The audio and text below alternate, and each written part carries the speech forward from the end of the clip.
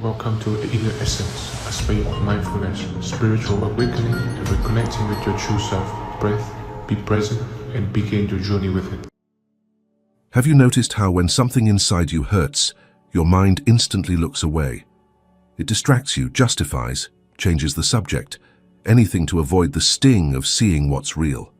Yet what you refuse to look at doesn't disappear. It grows in the dark, shaping your choices from beneath awareness. What if the very thing you avoid observing is what controls your life the most?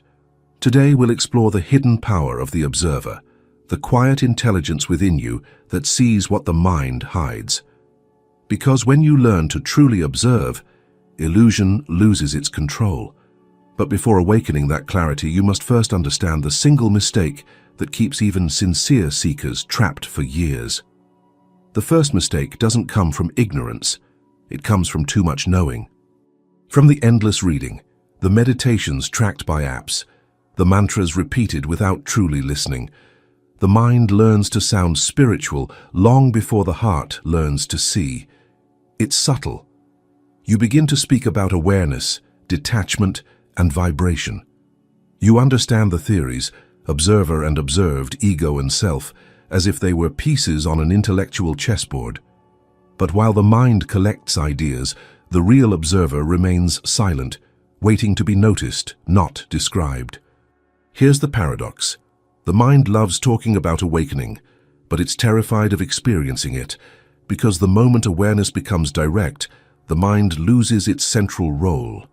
And so, it keeps you busy analyzing what being the observer means, instead of simply observing. Notice this right now. The subtle movement inside you that wants to grasp what I'm saying. That tightening, that effort to understand, is the mind doing what it does best, turning living truth into concept. But observation is not a concept, it's a living act. Imagine this. You're looking through a window at the rain. You can describe the rain, its rhythm, its sound, the way it falls, or you can just see it. The first engages the mind. The second engages awareness itself. One builds distance, the other dissolves it. That's the first mistake of the spiritualized mind. It confuses talking about the window with looking through it. The mind tries to capture the observer like a photograph, a fixed image it can store and recall. But the observer is not something you can capture. It's the clarity behind every thought, the stillness in which every movement happens. The mind wants to possess this stillness, but possession is impossible because the one trying to own it is what must be observed. When you notice this loop, something loosens inside. You don't need to stop thinking. You only need to see that the thought isn't you. The mind becomes a passing landscape, sounds, words, fragments of old emotions, and you're simply there, aware of it all. Take a moment to test this directly. Close your eyes if you can and observe the next thought that arises. Don't analyze it. Don't push it away. Don't label it as spiritual or mundane. Just notice it forming, peaking, and fading. Stay with the movement. Now ask silently, who is noticing this thought? Don't rush for an answer. Let the question hang in the air like incense.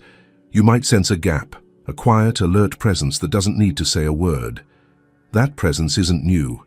It has always been here, watching the mind perform its dance. That's the first taste of the observer. Not as an idea, but as direct experience. No belief required, no technique needed. And yet the mind will try to steal this moment too. It will whisper, now I understand. I am the observer. It claims ownership of awareness and turns it into another identity, the one who observes. This is how the ego survives even inside spirituality, by wearing the mask of consciousness itself. That's why so many seekers spend years circling the same insight. They believe they've found stillness, but it's only the mind's reflection of it, calm on the surface, restless underneath. If you can see this play without judgment, something more honest begins to unfold. The real observer doesn't claim, compare, or perform. It doesn't need to be right or awakened, it simply is. And from that quiet seeing, a deeper question begins to rise. One that no book or teacher can answer for you. If I'm not the one thinking these thoughts, then who am I? That question marks the threshold between knowing about awareness and actually living from it. But the mind resists this threshold. It fears losing its identity as the thinker, the controller of reality. So it creates 1,000 subtle distractions to keep you within its boundaries, a gentle prison, made of concepts and good intentions. This is where the next illusion begins to form, the trap of identification, where the mind, desperate to keep its role, makes you believe you are it, and unless this is seen directly, you'll keep trying to awaken through the very thing that keeps you asleep. Every moment you think, "I am thinking," something subtle but profound happens. You merge with the movement of the mind. You don't just experience the thought, you become it. The statement, "I am angry," "I am afraid," "I am not enough." Each one forges a temporary identity, like a mask worn so long that you forget there's a face beneath it. Identification is the oldest trick of consciousness. It makes the invisible actor forget it's on a stage. The thought appears, emotion follows, and the sense of me fuses with both. You feel as though the storm of inner noise defines who you are, when in truth, it only passes through you. It's not your fault. The human brain evolved to equate thinking with existence. Neurologically, each thought lights up the same networks responsible for self-recognition.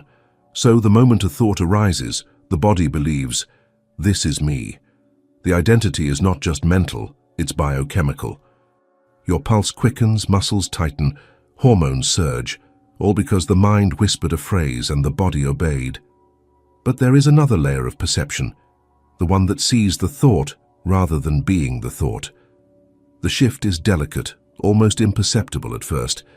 It's the same kind of difference between being trapped inside a movie and sitting back to watch it.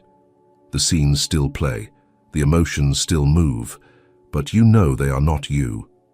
Pause for a moment and test this directly. Notice a single thought passing by, maybe a plan, a worry, a fragment of commentary. Don't analyze it. Just notice its texture, its tone. Then ask quietly, "Who is hearing this thought right now?" Stay very still. You might feel a flicker of spaciousness, as if something behind the thought is silently aware of it. That awareness doesn't think, it doesn't argue, it doesn't even need to understand. It simply observes. The moment you glimpse that, identification loosens. You are no longer the storm, but the sky holding it. And yet the trap is persistent. The mind doesn't surrender easily because its survival depends on attachment. Every thought says, "I am important. Without me, you are nothing." The ego thrives on this equation. Confusion equals existence. If you ever stop believing your thoughts, the illusion begins to dissolve. So the mind fights back with more noise, analysis, self-criticism, spiritual performance. You can even identify with the observer itself, the spiritual self that watches everything, but subtly believes it's superior to those still lost in thought. That too is identification wearing a subtler robe. The mind turns awareness into another persona, one that seeks validation through its very non-attachment. The trap of identification is not just mental, it permeates relationships, work, spirituality. You say, "I'm the helper, I'm the achiever, I'm the wounded one." These identities offer temporary safety because they give you a role to play. But roles are masks, and the longer you play them, the harder it becomes to remove them. You start defending the mask as if it were your own skin. Here's the strange beauty of it. When you begin to notice identification in real time, you don't need to force it to stop. The simple act of seeing it, honestly, without resistance, already weakens its grip. The light of observation is what the illusion fears most. Take this next moment as a small experiment. Let a familiar self-definition arise. Perhaps "I'm the one who overthinks," or "I'm the one who can't stay calm." Feel how that sentence lands in the body. Where does it contract? The chest, the jaw, the stomach. Stay with the sensation, not the story. Notice that the identity is felt, not just thought. Now, without changing anything, become aware of the awareness noticing it. Something wider is holding that identity, quietly, effortlessly. That vastness has no name, no age, no story. It's not personal. This glimpse is fragile at first. The mind will quickly try to reclaim it, saying, "Yes, I see, I am awareness." But listen closely. Even that statement is another thought arising within awareness, not the other way around. The mind cannot own what was never separate from it. Identification dissolves in proportion to your willingness to see without trying to fix. Each time you notice a thought without merging with it, you reclaim a little space where peace naturally exists, not as an achievement, but as your original state. And here lies the quiet irony. Once you stop believing that every thought is you, the thoughts themselves begin to relax. They no longer need to shout to be heard. Some fade completely. Others become transparent, like words on a window. But this new clarity leads you to a deeper discovery, a truth that's harder to face. Because once you see that you are not the thought, the next question arises. Why does the mind work so hard to keep you identified? What is it protecting? That's where the next veil begins to show itself, the one built not from belief, but from avoidance. The escape mechanism that hides discomfort the same way a child hides under a blanket, hoping the storm will pass without being seen. Every human being has a silent reflex that activates the moment discomfort appears. It's almost biological, an instinct older than language. A tightening in the chest, a rush in the mind, and before you can even register it, you're already reaching for an escape. A thought, a justification, a distraction. Anything that can move you away from the raw texture of what you're feeling. The mind is a master of avoidance. It doesn't want to face the unease that lives beneath its stories because discomfort threatens its illusion of control. When something painful stirs, it rushes to fix, explain, or hide it. You feel anxious and instantly the mind begins to search. What caused this? How can I stop it? Who is to blame? It doesn't realize that in doing so, it reinforces the very discomfort it's trying to escape. Every justification is a wall, and every distraction is a door that leads back into the same room. You think you've run away from pain, but you've only carried it with you, disguised in new words, new habits, new identities. Look closely at your own escapes. They're often invisible because they wear the costume of productivity, spirituality, or care. You might open a self-help book, meditate to calm down, scroll through your phone, or immerse yourself in work. None of these actions are wrong on their own. What matters is why you do them. If they're attempts to turn away from discomfort instead of turning toward it, they become mechanisms of avoidance. Try something for a few seconds. Bring to mind a small situation that recently unsettled you. Perhaps someone's tone, a decision you regret, an expectation unmet. Feel the subtle resistance that appears in the body. Maybe the throat tightens or the stomach contracts. Don't analyze it. Just notice the raw sensation. Now observe the impulse to move away, to distract yourself, to interpret, to soothe. That impulse is the escape mechanism. It's the mind saying, let's not stay here. It's too much. But is it really too much? Or has the mind simply never learned how to stay present with what it doesn't control? When you resist discomfort, you create a loop. Pain, avoidance, momentary relief, deeper pain. The energy that was meant to move through you becomes trapped, circulating endlessly in the background. This is why suppressed emotions often return as fatigue, tension, or anxiety. What the mind avoids doesn't disappear, it hardens. Observation changes this dynamic completely. The moment you bring awareness to the avoidance itself, not just the pain, but the act of running from it, something unexpected happens. The movement slows. The emotion begins to unfold instead of being chased away. You start to see the escape mechanism as it activates, and in that seeing, its power weakens. This is where the practice of conscious observation becomes essential. You're not trying to fix the discomfort or make it vanish. You're simply acknowledging that it's there and allowing it to exist without judgment. It's like opening a window in a closed room. The air doesn't become perfect instantly, but it begins to move again. Notice the body right now, the subtle micro-reactions. Maybe a breath becomes shallow or a shoulder tenses. These are the physical signatures of avoidance. When you become aware of them, you begin to reclaim territory from the unconscious. The observer in you is not trying to stop the escape. It's shining light on it.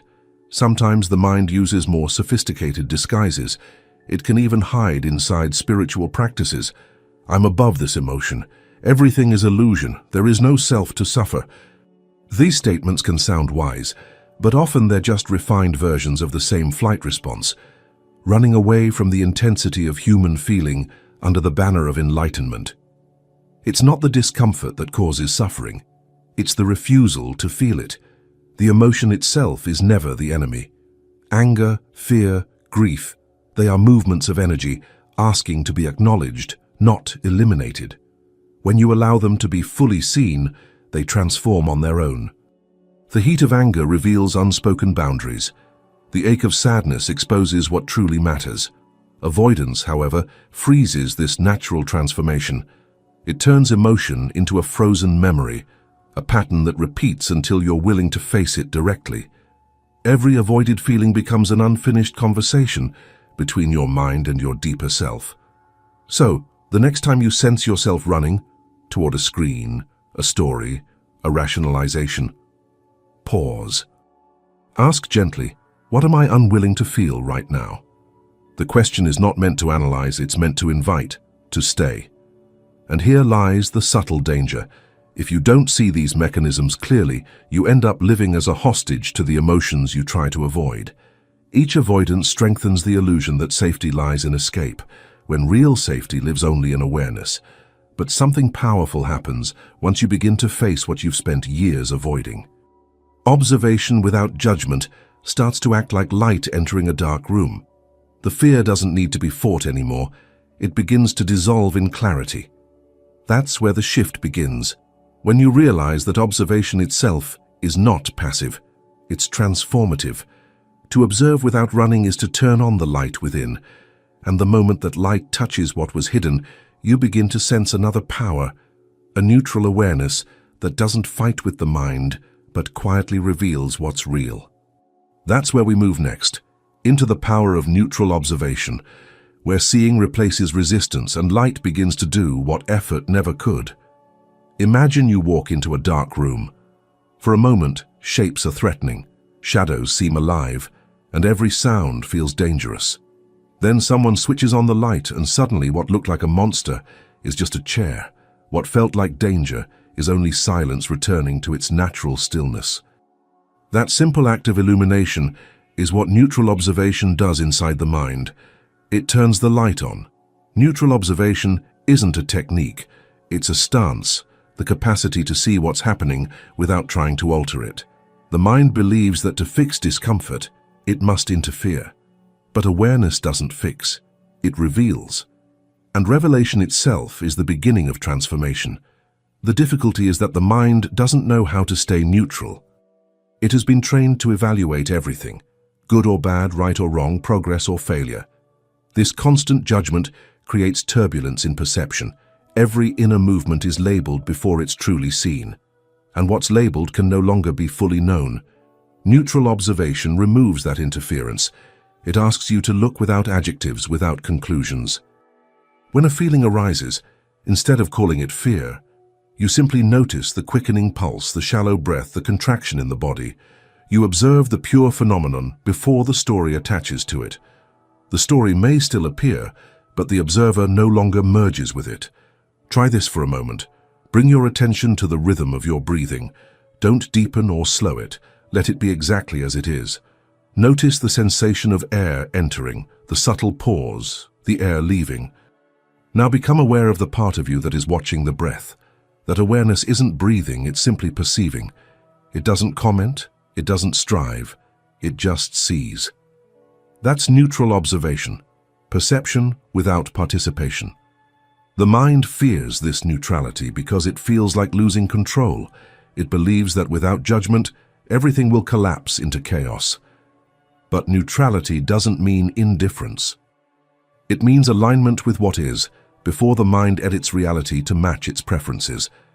The observer isn't cold or passive, it's profoundly alive because it allows reality to reveal itself in its purest form. When you stay neutral long enough, the structure of emotion begins to change. You notice that feelings aren't solid, they're waves. They rise, peak, and fade naturally when left alone. Most suffering comes not from the emotion itself, but from the resistance to its movement. Judgment traps emotion, observation frees it. Scientists studying attention have found a similar pattern. When the brain is allowed to observe sensations without assigning value, stress circuits deactivate and areas linked to clarity and empathy light up. In simple terms, the nervous system relaxes when it's no longer forced to react. What looks like a mystical state is actually a physiological return to coherence. In everyday life, this power becomes visible in subtle moments. Someone criticizes you, and instead of defending or collapsing, you feel the surge of heat in your chest, the impulse to react. And you just see it. You don't suppress it, and you don't act on it. You let it unfold. Within seconds, the energy shifts. The emotion was never the enemy, the unconscious reaction was. The same applies to fear. When fear is observed neutrally, its edges soften. You begin to sense that fear isn't trying to destroy you, it's trying to protect you. But it doesn't know how to do that wisely. Observation translates fear's raw intensity into information. Something matters here. Pay attention. Neutral observation also changes how you relate to thought. Instead of wrestling with the mind's noise, you start to notice the tone and speed of thinking. Sometimes sharp and frantic, sometimes slow and heavy. You see that thought is just another weather pattern moving through awareness. It doesn't require obedience. This shift is liberating because it restores perspective. The observer sees that thoughts and emotions are transient expressions, not definitions of self. The same awareness that witnesses anger can witness peace. What you are is not the content of experience, but the capacity to experience at all. For a few seconds, try to sense that capacity right now. The awareness that is reading these words is not a thought. It's the space in which thoughts appear. It's open, silent, untouched by what it observes, and yet it allows everything to exist. In that spaciousness, something remarkable happens. Clarity arises naturally. You don't have to force understanding. Insight emerges on its own. Just as water clears when you stop stirring it, the mind reveals its depth when you stop judging its surface. There's a quiet relief in this, the realization that you don't need to control your inner world for it to find harmony. Observation does the work that effort never could. The more you see clearly, the less there is to fix. But this realization brings with it a strange paradox, one that confuses many seekers. Because once you experience the ease that comes from simply observing, a question arises. If peace comes from not resisting, then why does looking at pain sometimes feel unbearable? Why does awareness seem to intensify what we were trying to understand? That's the paradox of healing, that freedom doesn't come from escaping pain, but from meeting it completely. And the next layer of understanding begins right there, where the observer learns to face what the mind has always feared to feel. Healing at first glance seems to mean removing pain. We imagine a clean slate, no wounds, no noise, no lingering echoes of the past. But the deeper you go, the clearer it becomes. Healing doesn't erase what hurts, it transforms your relationship to it. The paradox is that freedom begins not when pain ends, but when you stop running from it. The human mind, conditioned by survival, has learned to treat pain as an enemy. Physically, that makes sense. You avoid the flame because it burns. Emotionally, though, this instinct backfires. When you try to flee from inner discomfort, fear, grief, shame, the very act of avoidance keeps it alive. You push it down, and it burrows deeper, waiting to surface in disguised forms. Irritation, fatigue, the vague heaviness you can't name. Pain wants to be witnessed, not glorified, not dramatized, just seen. And this is where the paradox lives. You cannot free yourself from what you refuse to feel.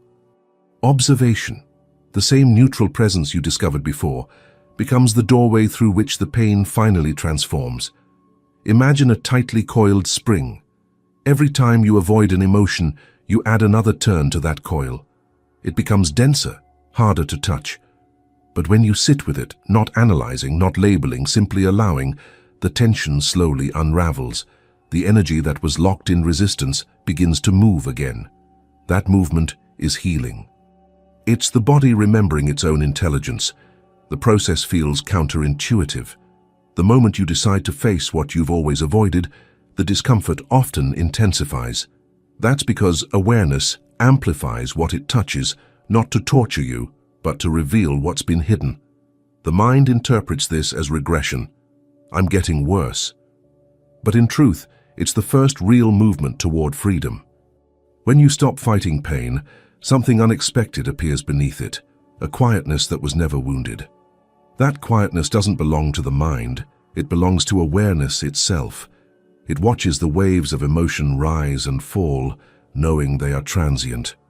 From that perspective, pain loses its narrative. It's no longer my pain, it's simply sensation passing through space. There's a point in this process when the mind panics. It says, if I stop resisting, I'll drown. But the opposite happens. Resistance is what keeps you underwater. The moment you let go, you float. This doesn't mean surrendering into passivity. It means staying conscious inside the feeling, allowing it to complete its cycle without interference. Emotional energy wants to move through, not be analyzed. When you stop judging it as wrong, you make space for its message. Fear might reveal a boundary you ignored. Sadness might point to something precious you've neglected. Every emotion, when allowed, delivers a truth. And yet here's the danger. The mind, realizing that facing pain feels powerful, starts performing it. It begins to turn awareness into another goal. If I look deeply enough, I'll finally get rid of this. But healing isn't about intensity. It's about honesty. You don't need to dig. You need to stop pretending. Sometimes, what heals fastest is the simplest act. Sitting quietly and saying inwardly, yes, this too. That small gesture of acceptance changes everything. It doesn't make the pain pleasant, but it restores your relationship with what's real. And what's real can always move toward balance. When awareness embraces pain, instead of rejecting it, the cycle of resistance breaks. You begin to notice that the pain itself is finite. It comes in waves, then quiets. What's infinite is the awareness that observes it. That realization doesn't just ease suffering, it redefines what you are. Because if you are the one who can witness pain, how could you be the pain? If you can see the emotion arise and fade, then what you are must be something larger than both. And the deeper that truth roots in you, the less fear pain holds. It becomes what it always was, a movement through consciousness, not a flaw in it. Still, this understanding isn't a one-time revelation. The paradox of healing is lived moment by moment, in each decision to stay open when the instinct says close, to breathe when the impulse says run. It's the quiet courage of letting truth hurt where lies used to protect. So here's something to try. Next time an emotion you dislike begins to surface, don't rush to fix it. Pause, place a hand over your heart if that helps, and whisper inwardly, show me what you're trying to say. If that simple sentence touches something real in you, if it stirs a quiet recognition, let it echo for a while. And then, as a living reminder, share it. Write in the comments, I'm ready to feel what heals. Let those words mark the moment you stopped running and started observing, not as a confession of pain, but as a declaration of awareness returning to itself. Because that's how the transformation begins, not with escape, but with the gentle willingness to see.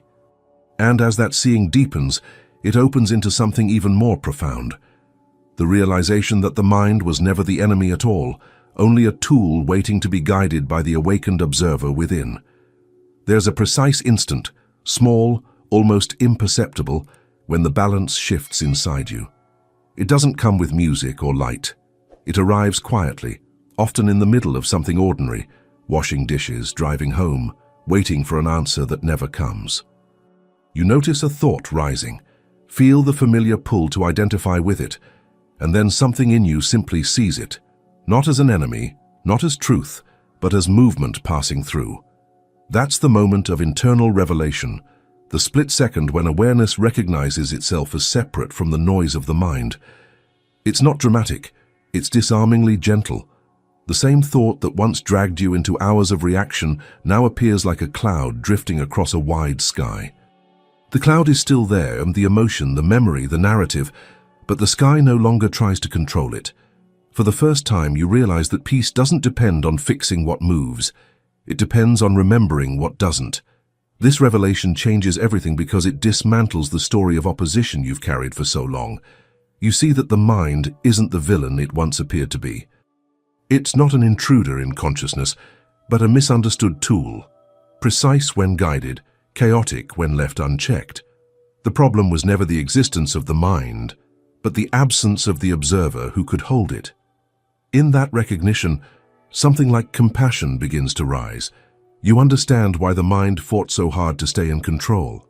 It wasn't malicious, it was afraid. Every defense mechanism, every argument, every obsession with order or meaning, all of it was an attempt to protect a fragile sense of self. The mind tried to build a shelter from the unknown, unaware that the unknown is the only true home awareness ever had. You begin to sense that the enemy was only a frightened child running the machinery of thought. And when you see that clearly, resistance softens. The observer doesn't try to silence the mind anymore. It simply listens without taking sides. Thought, emotion, sensation all become loud movements within a larger stillness. In that stillness, perception sharpens. You notice details that used to slip by. The texture of silence between sounds, the way a single breath seems to connect inner and outer space. Even tension feels different, not as something to escape, but as energy seeking form. The old boundary between spiritual and ordinary starts to dissolve. Washing a cup becomes no less sacred than sitting in meditation because both are windows through which awareness watches itself unfold. But this clarity has a limit, and here lies the subtle danger. Once the observer begins to awaken, the mind quickly adapts. It learns the language of presence. It starts saying things like, "I'm just observing," or "Nothing can touch me now." The ego evolves. It starts pretending to be awareness itself. And in that performance, true observation turns into avoidance disguised as transcendence. This stage is tricky because it feels like progress. You appear calmer, less reactive, more detached. But inside there's a quiet numbness, a sterile peace. You stop engaging deeply with life because you mistake emotional distance for spiritual maturity. The world still moves, but you hover above it untouched, and slowly, unconsciously disconnected. That's the shadow side of awakening, spiritual avoidance. The belief that detachment equals freedom, but real freedom doesn't float above life. It lives inside it. It's found in the heart that can feel fully without drowning, in the awareness that can witness joy and grief with the same quiet reverence. To recognize this distortion, you must bring the same neutral observation you once used for pain and apply it to your own awakened state. Notice when presence becomes performance. Notice the subtle pride that says, "I've transcended that." If you can observe even that without shame, you break the illusion again, the illusion of being beyond. The moment of internal revelation, then, is not a single event. It's a living process, a rhythm between seeing and forgetting, opening and contracting.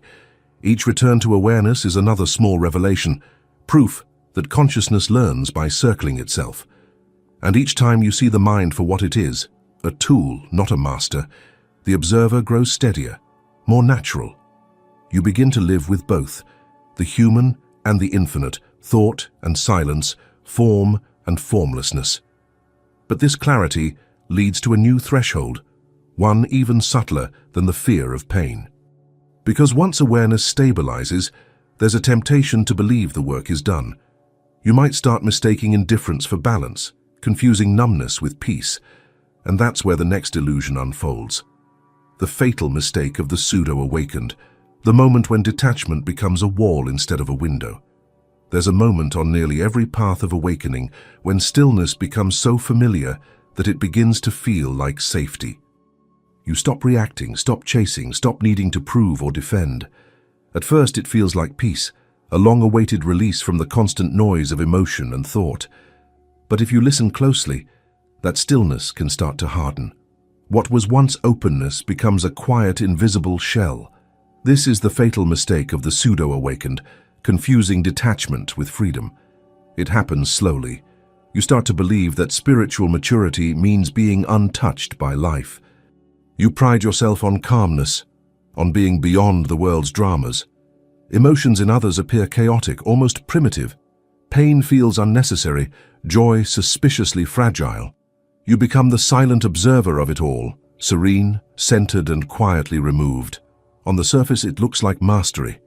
Inside, it's often isolation, because what has happened isn't awakening, it's withdrawal. The mind has learned to wear enlightenment as armor. It's an understandable trap. After years of identifying with thoughts and emotions, you finally discover the relief of stillness. You don't want to lose it, so you start avoiding anything that threatens it. Intense relationships, uncertainty, vulnerability, love. You build your life around maintaining that inner calm. But awareness that needs protection isn't free, it's fragile. True presence doesn't fear disturbance. It knows that even chaos unfolds within its field. The silence of real awakening isn't brittle. It's alive. It can hold laughter and tears without choosing one over the other. The pseudo-awakened, however, live inside a conceptual stillness, an idea of peace rather than peace itself. You can feel the difference. Conceptual stillness resists movement. Living stillness includes it. One hides from life, the other breathes it in. To see this, watch what happens when life disrupts your balance.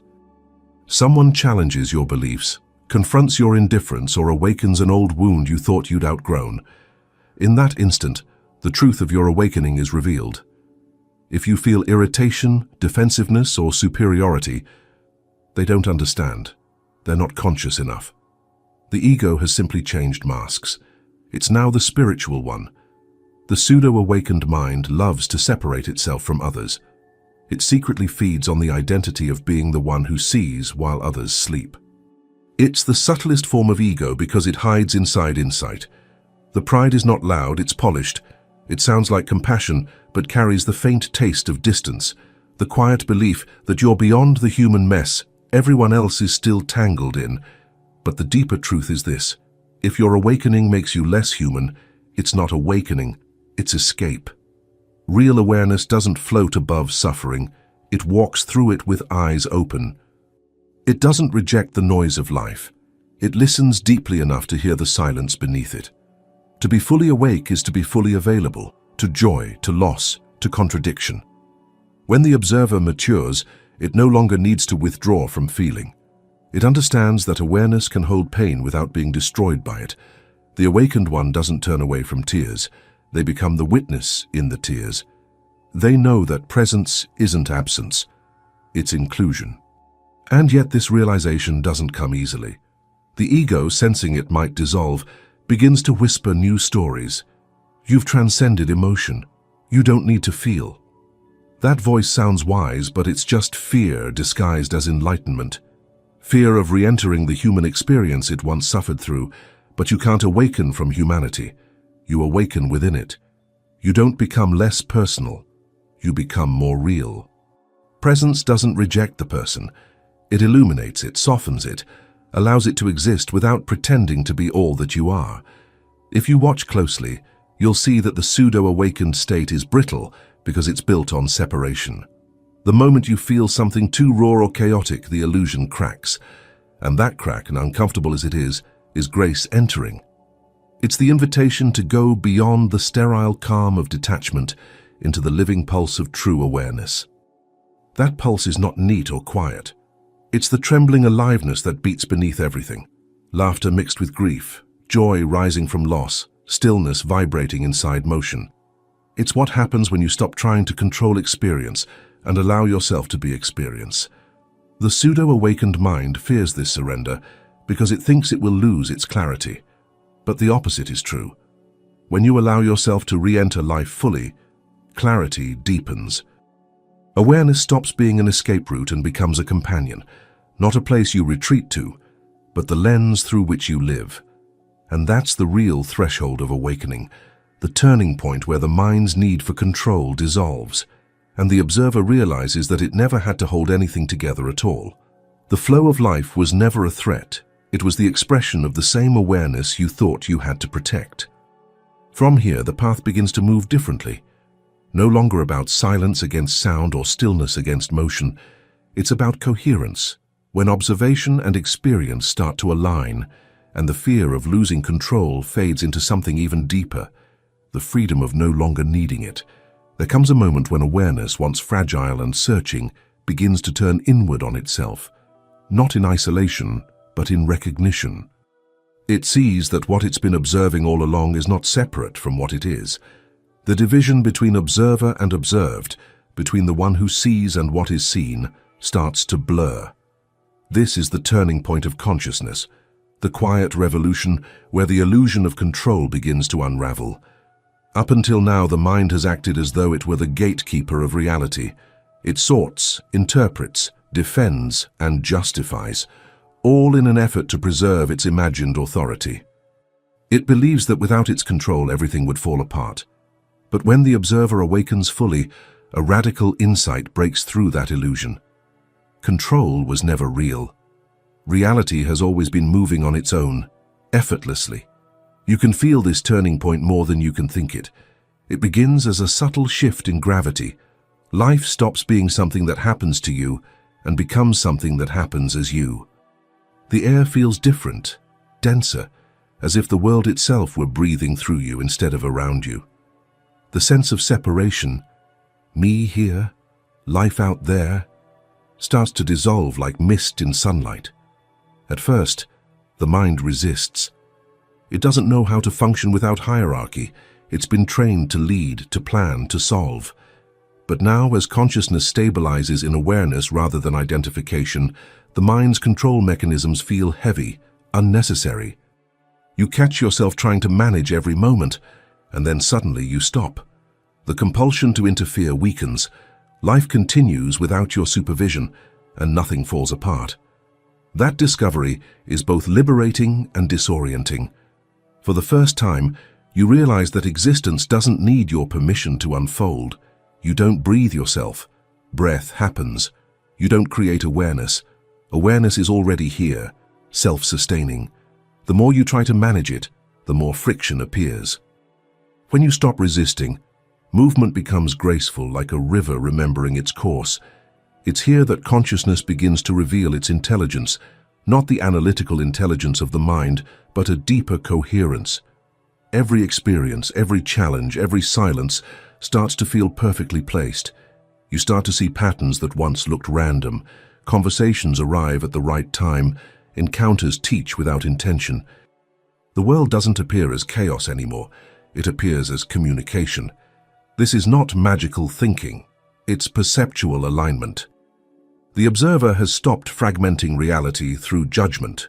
Instead of dividing everything into categories of good or bad, you begin to sense an underlying harmony connecting opposites. Pain and joy, loss and creation. They're not enemies. They're complementary notes in the same frequency field. Consciousness recognizes its own rhythm moving through contrast. The mind, however, doesn't surrender easily. It keeps whispering that it's dangerous to trust this flow. If you stop controlling, it says, you'll lose direction. But the opposite happens. Without the constant interference of fear, decisions arise naturally, without the strain of effort. You notice that clarity doesn't come from thinking harder, it comes from listening more deeply. There's an intelligence beneath thought, a current that moves through intuition, synchronicity, and stillness. You've felt it before in fleeting moments, when time seemed to pause, when a solution appeared out of nowhere, when silence spoke louder than words. The turning point is realizing that this intelligence isn't a visitor. It's your natural state when the mind relaxes. Something in you begins to trust this rhythm, not blindly but experientially. You test it, and it keeps proving itself reliable. You step back, and life steps forward with precision. You surrender control, and meaning starts to emerge on its own. What once looked like coincidence now feels like choreography. This turning point changes how you relate to fear. You start to see that fear's only function was to maintain the illusion of control. The mind feared losing itself, not realizing that it was never separate from what it feared. When awareness finally sees this, fear dissolves, not by conquest, but by exposure. You see through it, and it vanishes like a shadow in light. As this recognition deepens, your relationship to identity shifts again. You stop trying to be the observer. Even that becomes unnecessary. Awareness doesn't need a title. It's simply the space in which everything arises, including the idea of an I who is observing. This is the true humility of awakening, not claiming enlightenment, but disappearing into what has always been awake. Yet this expansion brings another challenge. When perception and presence begin to align, a subtle question emerges, not from the mind but from somewhere deeper. If fear has lost its purpose and control is no longer needed, what sustains movement now? What animates the unfolding of life when there is no one left to steer it? That question points to the next passage, the forbidden alignment, where consciousness discovers that what it once called life and what it calls self were never two different things. There is a moment when consciousness stops trying to ascend and instead begins to integrate. It no longer seeks to rise above the world, but to move through it without distortion. That movement, when perception and presence finally align, is what many mystics feared to speak of directly. It's the forbidden alignment, the state in which awareness sees not from above life, but as life. Until now, the journey has been upward, a gradual unbinding from thought, emotion, and identification. The observer separated itself from the chaos to see clearly. But clarity, once matured, must descend again.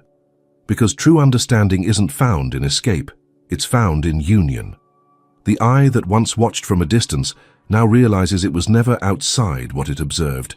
This alignment feels like a paradox because it breaks the structure the mind depends on.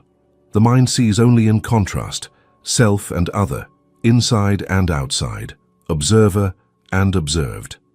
But the moment consciousness aligns with itself, those opposites collapse. There is no longer a border where perception ends and reality begins. Awareness recognizes that it is the field in which everything happens. Imagine two mirrors facing each other. For a while they reflect separate images, the observer watching the observed. But at a certain angle, reflection folds into reflection, and depth becomes infinite. That infinite depth is the essence of forbidden alignment.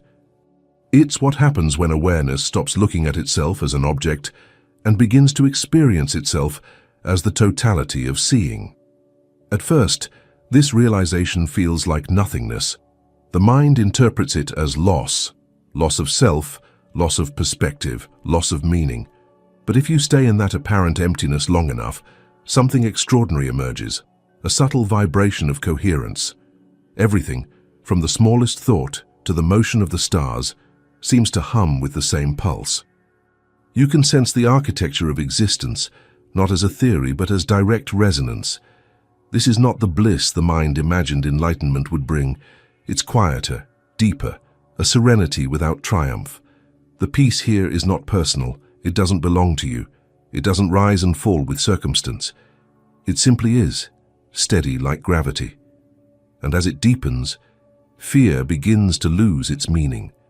Because fear's function, to protect a separate self, has no use when separation has dissolved. In this alignment, awareness no longer chases understanding. It becomes understanding itself. Perception stops being an act and becomes a state of coherence. Every event, every encounter, every silence is seen as movement within a single continuum. What once felt fragmented, thoughts, emotions, memories, are recognized as waves of the same ocean. The forbidden aspect of this alignment comes from how it threatens the mind's final illusion, the idea that awakening must keep a witness. The mind wants a center, even in enlightenment. It wants to say, I am the one who is aware. But when perception and presence align completely, even that witness disappears. There is only awareness aware of itself, without a middleman. And to the mind, that feels like death. But it isn't death. It's the end of distortion. The end of the lens that bent reality into subject and object. When that distortion dissolves, life becomes astonishingly direct. You don't experience awareness anymore. You are experience, immediate, unmediated, whole. It's as if the entire cosmos is breathing through you and you through it, with no boundary in between. Even your thoughts begin to sound different.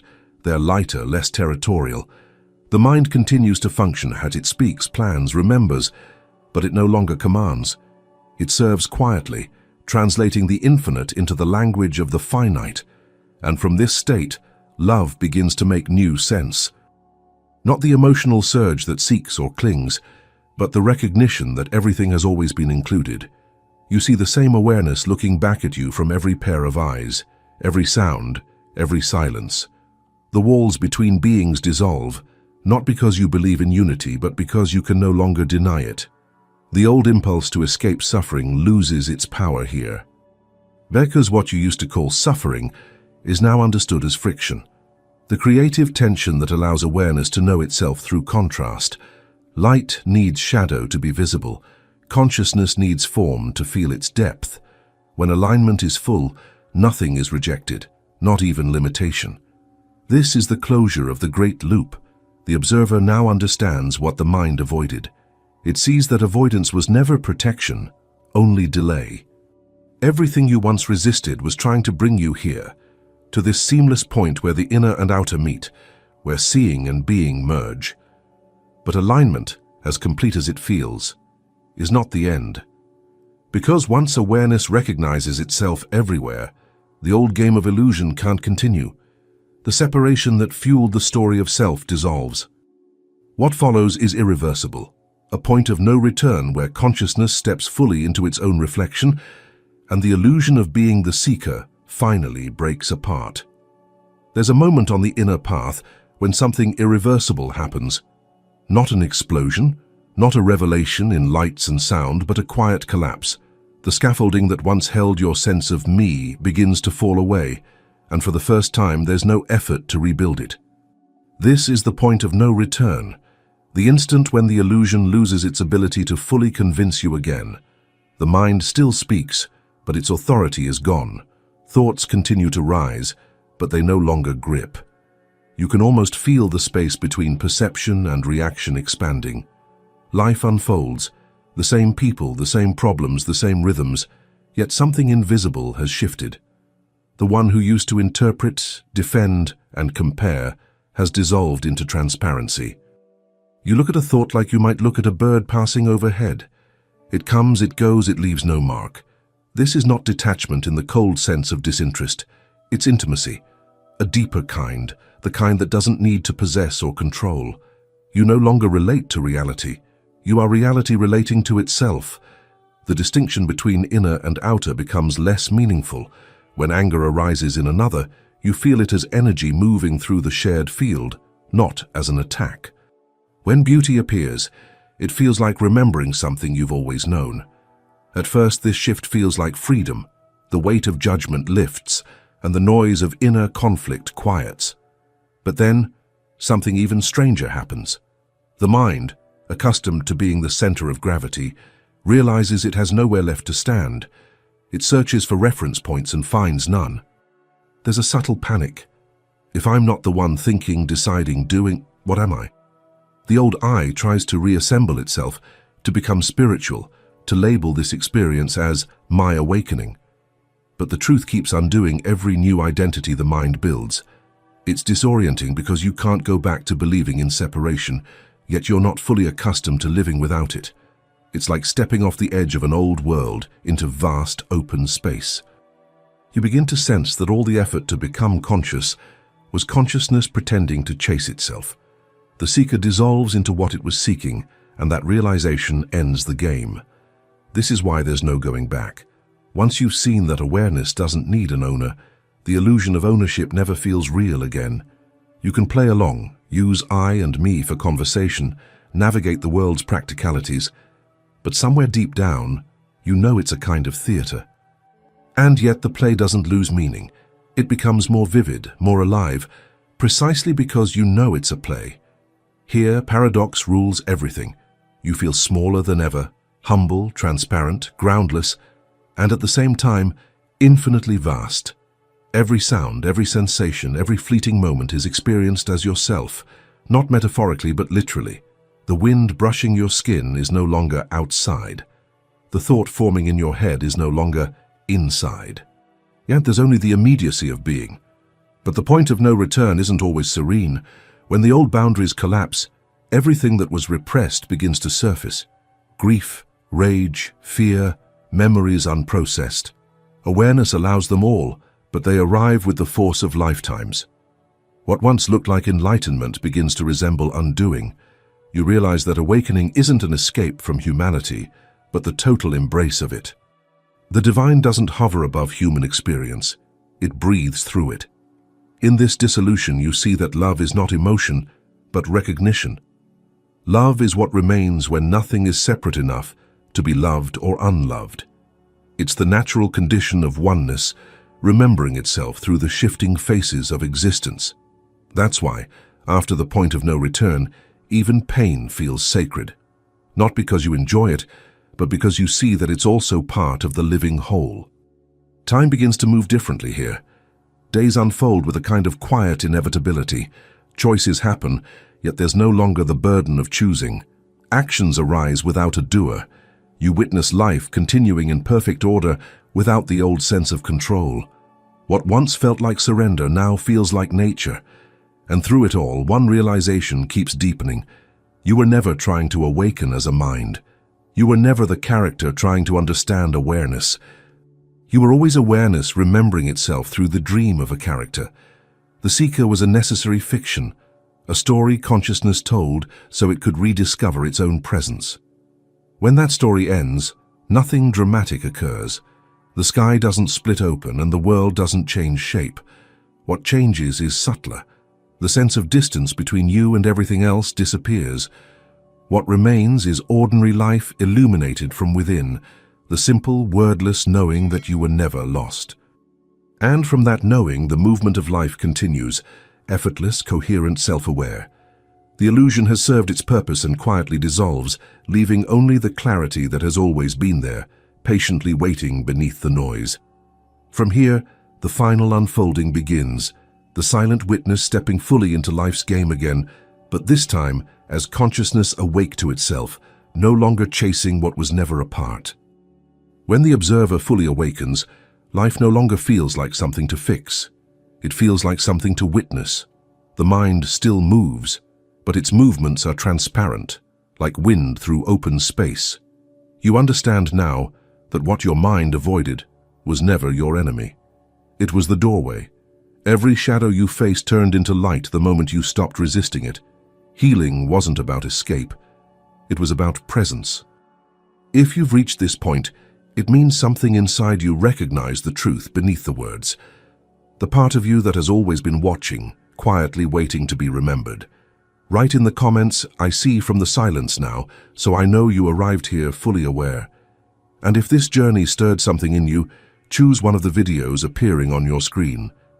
Each continues the exploration of conscious seeing, where observation becomes creation and awareness learns to live as itself.